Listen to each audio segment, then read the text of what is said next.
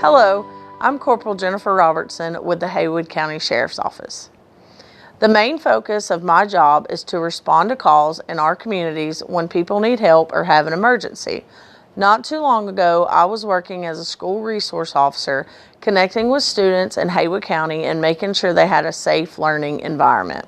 I value the chance as a law enforcement officer to build relationships with Haywood County youth.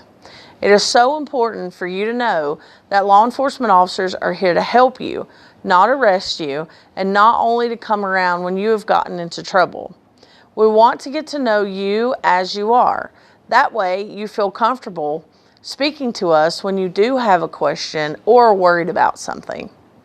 Today, I want to talk to you about a problem that is very big in our community. Substance misuse.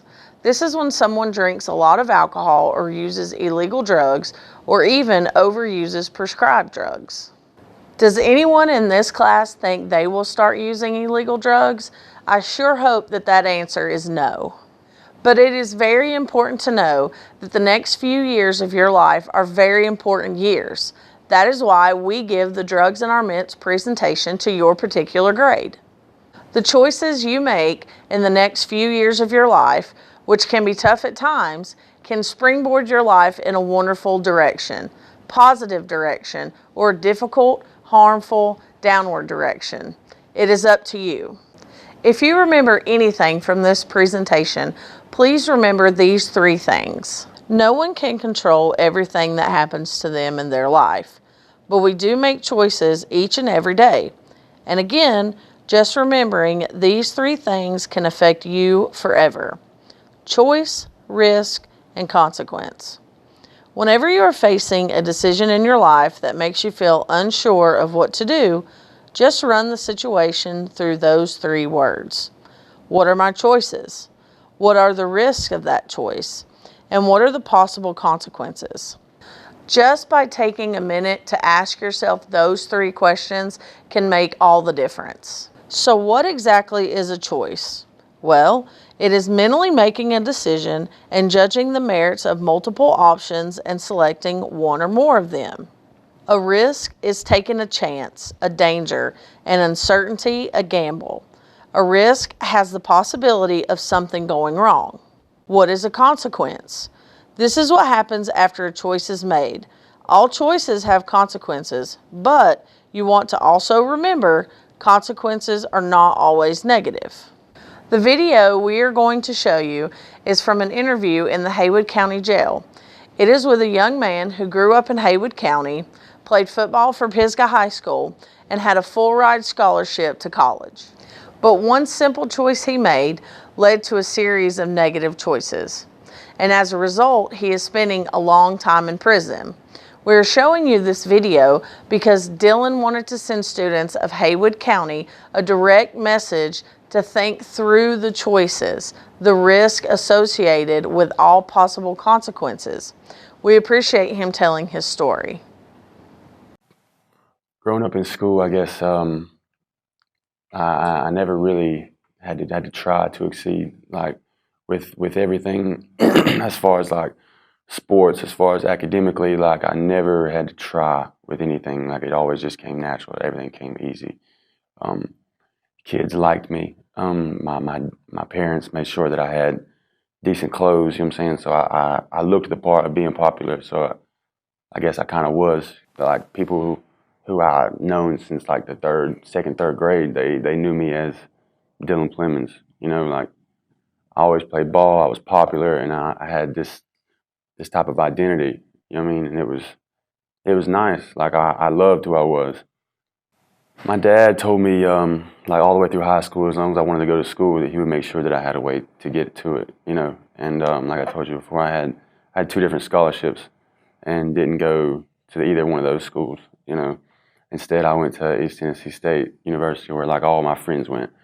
When I got there, I roomed with 2 of my football friends, you know what I'm saying? I knew them my whole life. We roomed together in an apartment. We didn't.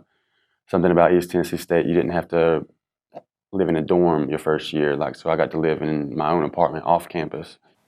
Partying was a little bit of it, you know, like we started drinking I feel like that's where it started getting crazy for me, like, because I realized that none of these people knew who I was. One day I'm sitting in class, and I approached this guy that I know. We had spoke about it before. You know, he liked to get high, and I like to get high. So I approached him, and I was like, "Hey, man, is there any way that we could, after class we go get like a bag of reefer or something and get high?" So we went down the road and scored a bag of reefer, but the bag of reefer it was a little higher than what I was used to. You know what I mean? Like it was expensive, and at first I didn't really think much of it. But then after the second or third bag, I started thinking to myself like, if it's this high in this town, why don't I go down back to my hometown and get some drugs and bring it back up there and make a profit? You know what I'm saying? Make $1 to where I don't have to pay for it. That was probably where things started getting crazy because it was just reefer at that point. It was just marijuana. So it wasn't like a big deal to me. I didn't think so, which I guess would be part of the problem. You know what I mean? Like just not seeing a problem with it. And so I called a friend of mine and I had him bring me a large quantity up to Johnson City, and I started selling pot. You know what I'm saying? Selling marijuana. I started experimenting with other things, and I met this guy. I met this guy through a girl, so through a mutual friend, and he wasn't even from Johnson City. He wasn't going to school there. He was just this guy that was trying to make some money. He was a hustler, I guess. He was from Atlanta, and he came up there to Johnson City, and he didn't really know anybody. Well, this girl that knew that I was, making money, selling pot, she had told him that maybe I would help him get rid of anything that he had. So when he showed up from Atlanta to Johnson City, he had something else. He didn't have just pot. You know what I'm saying? He had like a couple ounces of cocaine, a couple thousand roll pills, which is like ecstasy. And what ended up happening was he had all this powder cocaine, and as I was trying to sell it, I didn't really sell as much as I did. You know what I mean? Like I started doing it, experimenting with it, and before long, everything roller coaster. It just gets snowball effect. It just gets worse and worse and worse. But I went through the entire year. The first semester, I went to class probably for about like the first 8 weeks.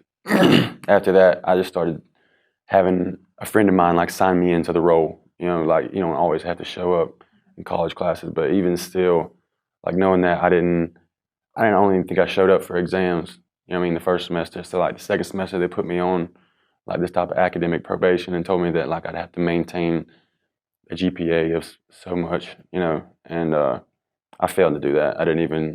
Second semester was even worse than the first semester. I didn't even go probably the first class. Yeah, the second semester they sent me home.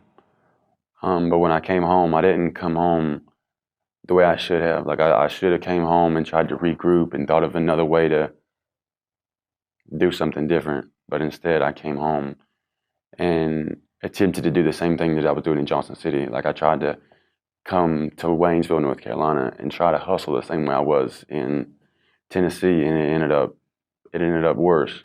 There would be days where like I would stay up and I'd be up all night, and then like me and a friend of mine, we would watch the sun come up. I mean, and as we're sitting there watching the sun come up, we're like, man, it's starting to really like take effect, man. I could see it like on my face. I separated myself. I feel like I always do every time that I get out there, or I feel like it would be disrespectful for me to bring all my bullcrap back to my father's house. You know what I mean? Because he's a respectable type of dude, and he don't put up with that type of stuff. You know what I mean? So like when I would start to get out there, or like if I knew that I had a lot of crap with me, I wouldn't even answer the phone. He'd call and I wouldn't answer. I mean, like I think it was like a year or so, like before I actually spoke to him. Like I stopped talking to him after the first semester of college. You know what I mean? And like he paid for all this, and it was just kind of, I wasn't a good person. You know what I mean? Like I should have been more grateful for everything. You know what I mean? And I wasn't at all. I did him dirty. I just I wouldn't even answer the phone. I mean, like he would reach out to me, and I would just kind of brush him off. You know what I mean? Because I had so much other stuff going on. So my money started dwindling, and then from there, hustling no longer was. I couldn't no longer hustle to support my habit. So I started doing other things like to try to come up with money. One of those things was like I started. I had a friend of mine who he liked to car hop. I don't know if you know what that means, to car hop. It's like, okay, like late at night, 3 out of 5 cars that are in a driveway are unlocked. You know, so I started like breaking into cars at night and doing like other things like that, felonious things like to get me money or other things that I could trade. You know what I'm saying, to support my habit. And then I think I lived like that I came home in May and I came to jail August 12th for the first time. I was arrested on August 12th, 2010. I got charged with 29 felonies along with about 25 misdemeanors. They gave me a crazy bond. It was like $60,000 or $70,000, you know, so I couldn't make the bond. So this is my first time in jail. I'm talking about like right over there. And I sat in the same cell for I think 100 days or something before they let me out. They gave me probation. So I don't know why, but one day I had a friend of mine, he introduced me to like Roxy's, like a Perk 30, which is just a certain type of pain pill that were real easy accessible. You could get them right around the corner all the time. With a pain pill, if your body becomes dependent on it, so if you do them every day and then like one day you go without them, it'll physically hurt you, you know, and it's not a good thing. You'll start sweating, your stomach will be upset, like maybe diarrhea, anything like that. Like it's a real nasty withdrawal. But so like to be able to clean up long enough to be able to pass a urine test was, I mean, it was unbearable. I couldn't do it. So I kept failing drug screens, and that violated my probation to an extent. I went through basically everything that the probation office has to offer. I'm looking at, like, my attorney told me best case scenario, they give me like a 13 to 24 month sentence or something like that, 13 to 25. Since being here, I think that I'm missing out on a number of things. I think I'm missing out on like relationships, opportunities, fresh air, just interacting with like normal people. When I get out of here, I think that like I will fail if I don't have Jesus Christ in my life. I feel like I've tried everything else, and nothing in this world has led me to think anything different. As it turns out, after Dylan got out of jail this time, he was arrested again and now faces several years in prison. You heard Dylan mention he was charged with many felonies. It is important to understand what this means so you can fully understand the weight of your choices when it comes to the criminal justice system. There are 2 types of crime to understand. The first type is a misdemeanor. This is a category of crime that is generally punishable by a fine, a jail term of up to 2 years, or both. For an example, shoplifting if it's under $1,000. The second kind of crime is a felony. This is a category of a crime that is among the most serious of criminal offense. For example, a larceny by employee. The process of being arrested is not as simple as what you may see on TV. There's a full process that follows an arrest, and sometimes it takes a long time to wait for these steps to be finished. The first step is arrest. Next, you are booked into the jail and you see the magistrate, who is the preliminary judge.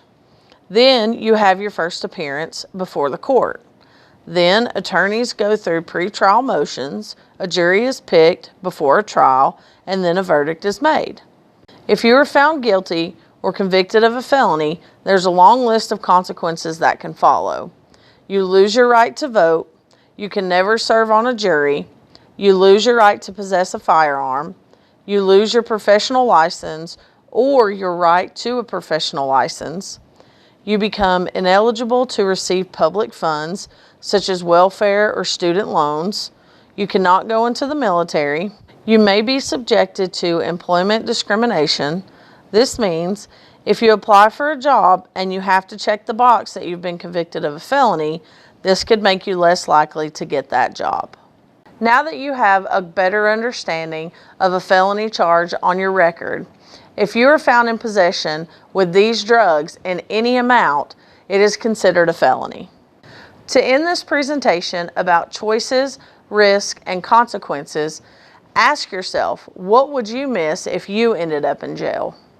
Your family, friends, food you like, playing outside, watching what you want to watch on TV, having privacy when you go to the bathroom, wearing clothes that haven't been worn by many other people before you. Remember, you have the power of reaching your dreams and goals, but at the end of the day, it's your choice to make. For more information, contact the Haywood County Sheriff's Office.